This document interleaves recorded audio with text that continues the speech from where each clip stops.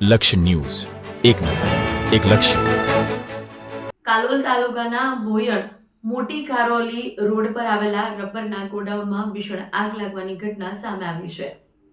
માહિતી મુજબ ગોડાઉનમાં ટ્યુબ ટાયર તથા વપરાયેલા ટાયરનો જથ્થો સંગ્રહિત કરવામાં આવ્યો હતો, જે અચાનક આગ ભભૂકી ઉઠી છે.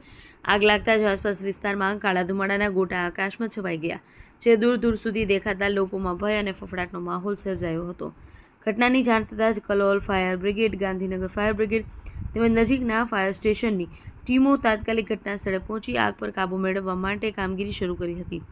પોલીસનો કાફલો પણ સ્થળ પર પહોંચી ભીડને દૂર રાખી સુરક્ષા વ્યવસ્થા સંભાળી રહ્યો હતો. આગના પગલે મોટી સંખ્યામાં લોકોના ટોળા એકત્રિત થયા હતા. હાલ સુધી કોઈ જાનહાનિ થયાની માહિતી સામે આવી નથી, પરંતુ ગોડાઉનમાં મોટા પાયે માલસામાન બળીને ખાખ થવાની આશંકા વ્યક્ત કરવામાં આવી છે. આગ લાગવાનું ચોક્કસ કારણ હજુ સુધી જાણી શકાયું નથી. લક્ષ્ય ન્યૂઝ, સંજય નાયક.